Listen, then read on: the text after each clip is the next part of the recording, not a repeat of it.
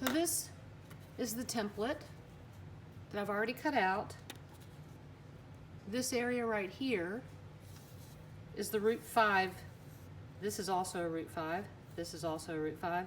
And this is also a root 5. What we're going to do is we're going to take this area and line it up in the bottom left-hand corner. The bottom left-hand corner of it is going to line up with the bottom left-hand corner of our new format. So I'm about to do that.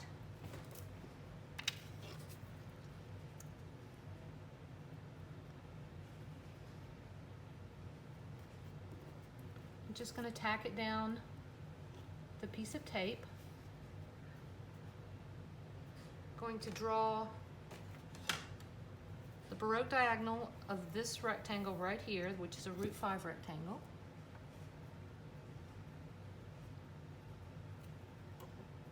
Just so you can see it. So that diagonal right there, what we want to do is extend it out to where it touches the right edge of the square. And because this is a square, and because of this is a square, then this diagonal, if it goes all the way to the right side of the square, will be the diagonal of a larger root 5 rectangle. So I'm going to take a larger ruler, line it up on that Baroque diagonal,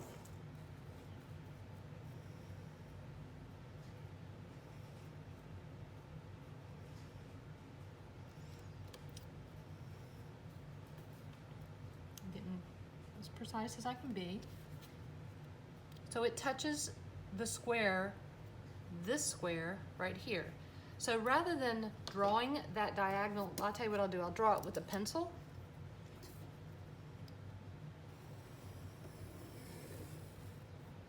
So it intersects my larger square right here. And what that does is shows me the root 5 division of the larger square, so I didn't have to fuss around with lots of compasses and measuring devices. All I have to do, I don't have a squaring tool wide enough to span this entire square accurately. So what I'm going to do is just start my line that's going to be perpendicular to the sides and parallel to the tops and bottoms. I'm going to start it with a pencil. Then I'm just going to take my ruler, a wide enough ruler, line it up.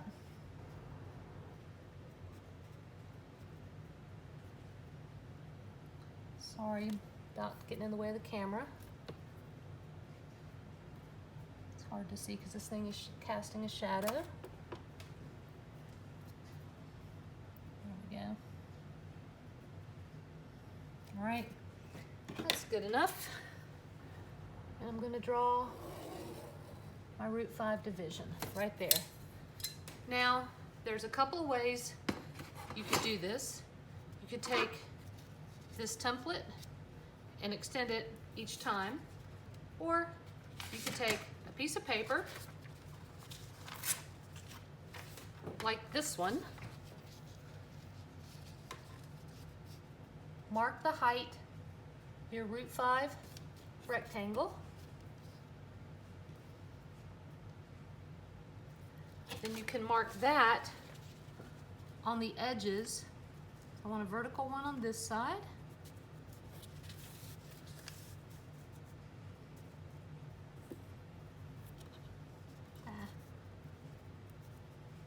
Line it up. Darn it, I should have taped down my big square. Line it up. Mark it. I want one on the left side. Line it up with that left corner.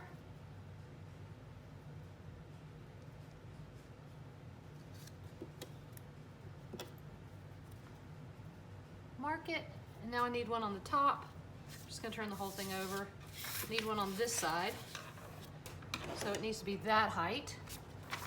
So I'm gonna line it up with this corner right here.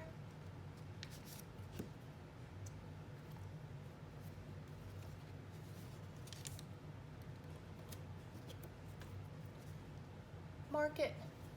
So then I'm going to draw a line this way, a line this way, and a line this way.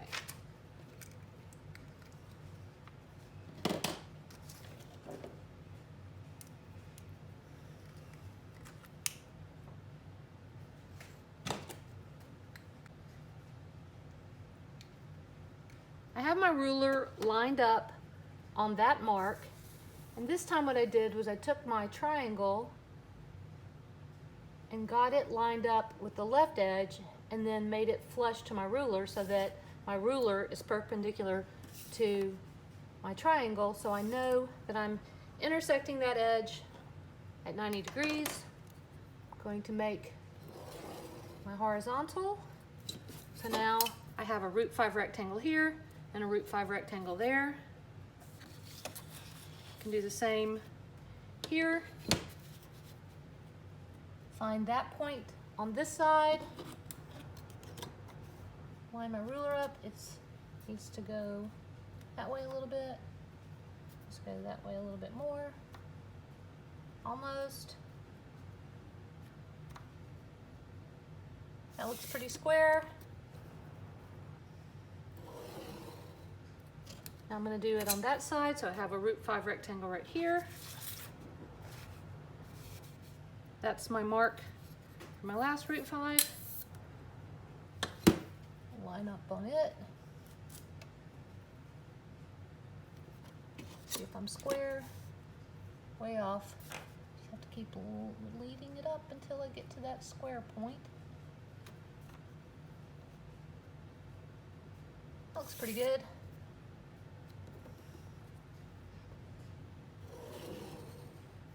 There. So now I have a root 5 on top, a root 5 on bottom, a root 5 on the right, a root 5 on the left. I have 1, 2, 3, 4 squares in the corner, square in the middle. Now I'm going to do the Baroque and sinister diagonals. Y'all already know how to do that, so I'm just going to make it happen. So now I have my Baroque and sinister diagonal of the whole square. Then I'm going to take each of these little squares and do either the Baroque or sinister. This one has the sinister, so this one has the Baroque, so I'm going to do the sinister. This one has the sinister, so I'm going to do the Baroque, and so on. So you can see that I've crossed each one of the squares, and the next thing that I'm going to do is draw vertical lines through these points. So a line here and a line here, then horizontal lines through these points. So a line here and a line here. Because this is going to be a long drawing, I've taped off my edges, and I want you to do that too, so that when you are finished, you can peel back that tape and have a nice, clean, presentable edge. Also, I'm going to be working in wet media, so I need to tape this whole thing down to a more rigid surface. This surface right here, I've done a lot of that on, but I have some texture of the paint and some texture of some tape that's been stuck on there for a while. So I'm going to tape this down with heavier tape to just some corrugated cardboard. I couldn't find a big enough piece of corrugated cardboard to handle this, so I did find this very nice piece of chipboard, so I went ahead and taped my drawing down to it.